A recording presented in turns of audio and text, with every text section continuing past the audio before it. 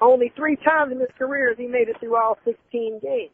Interesting. And all 3 times he went to the Super Bowl. Well, but we can't really forecast whether or not he's going to play every game. So that's an interesting statistic. I'm saying he's not going to make every game, so I'm saying they're losing because he will be getting hurt shortly. All right, so you're going Houston Texans. It is, that defense.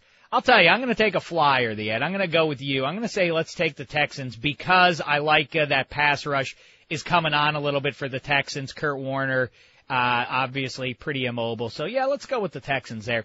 Patriots, -3.5 at the Denver Broncos. I alluded to it. I've been hammering this. I get emails all the time from Broncos fans who are offended by my lack of respect for them. Sorry, I think that they got to 4-0 because the Cowboys are not very good, not because the Broncos are for real.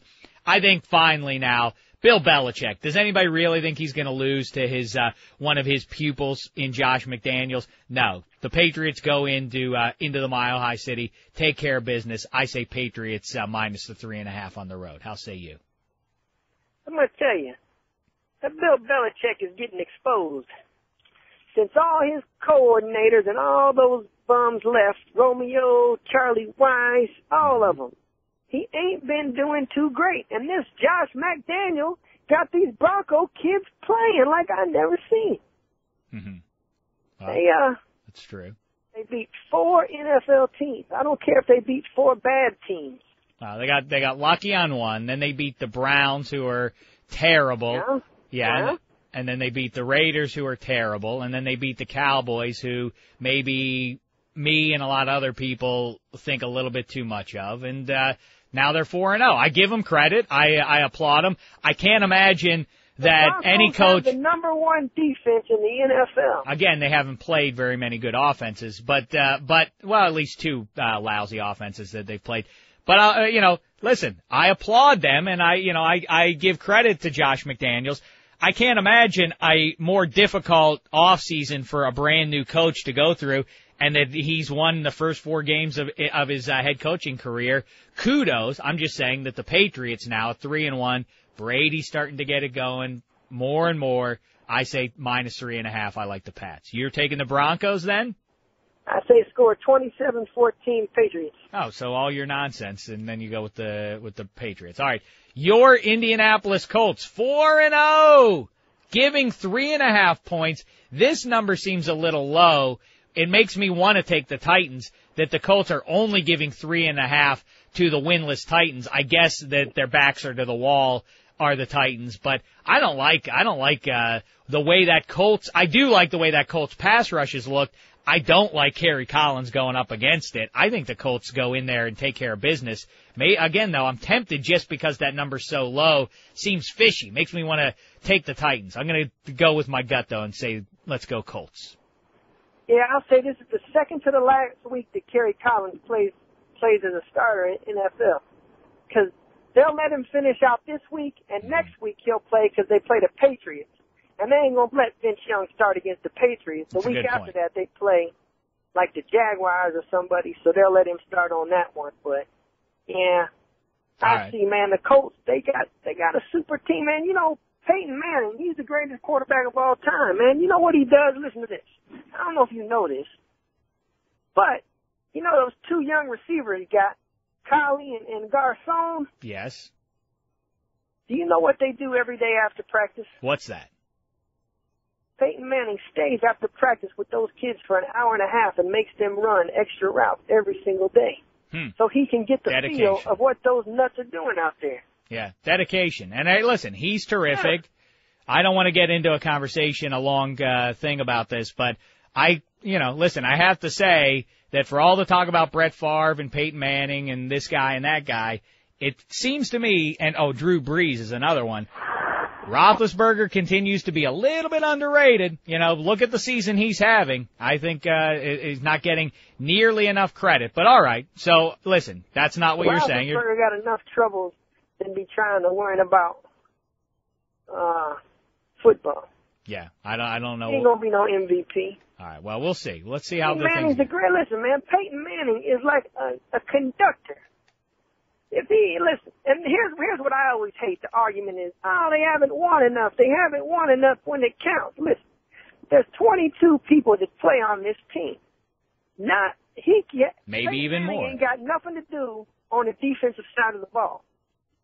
Yeah, and he's had a couple of times where he's had bad games in playoffs. Yeah. Yeah. You know what? When he's the best player on the team and he doesn't, he makes he throws a stinker against the Patriots in Foxborough, then yeah, it has to fall to him. He's the star of the team. He has no one to fall back on. But like Joe Montana, he had 52 other Hall of Famers on his team. I didn't realize there were that many.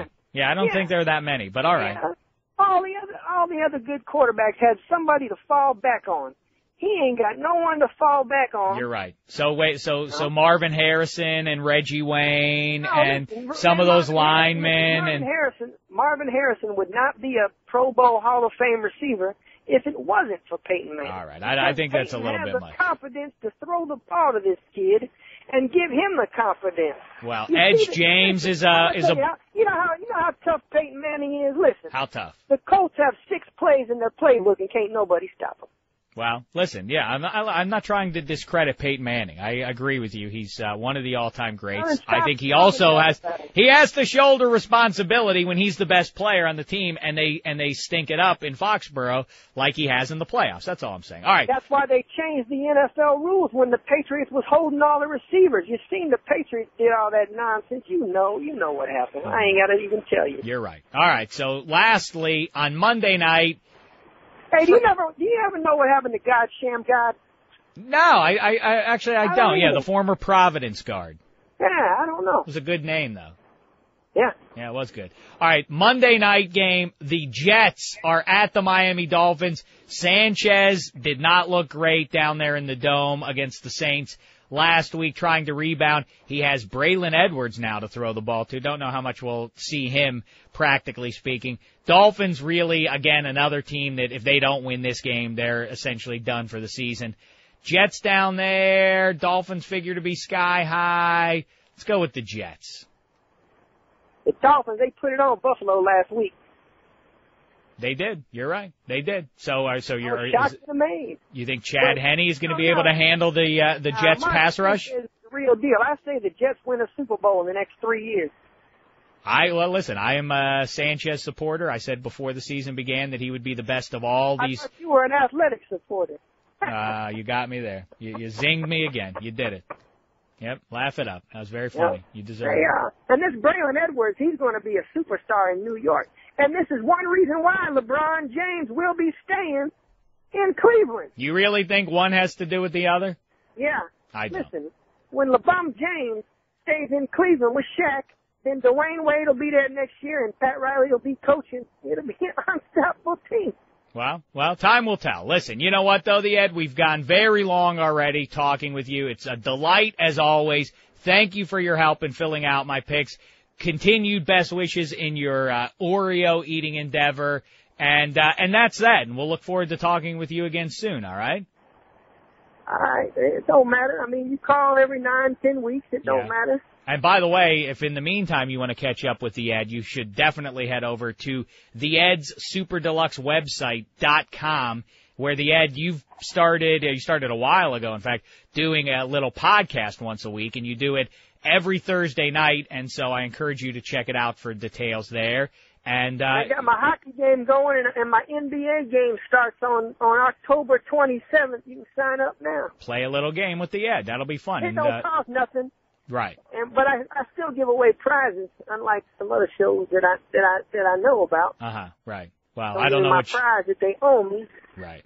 Well, yeah, I don't know what shows you're talking about because we've always taken care of that sort of thing. But all right. Not on my end. I mean, I remember a long time ago, you were supposed to owe me a whole bunch of stuff, and I never got it. No, I don't. I'm really hurt. Hey, listen, did you get my T-shirt I sent you? You know what? I didn't thank you. The Ed sent me a T-shirt here to the station, and I did get it, and it's terrific. It really is a nice T-shirt. It promotes your website and everything. You're really quite a businessman, the Ed. Grassroots, the way you're doing this thing, but that's why everybody should go check out your work. A small businessman. I don't even play golf. I don't know what you're talking about. But, all right. Listen, the Ed. So we'll look forward to talking with you real soon, okay? All right. Be good.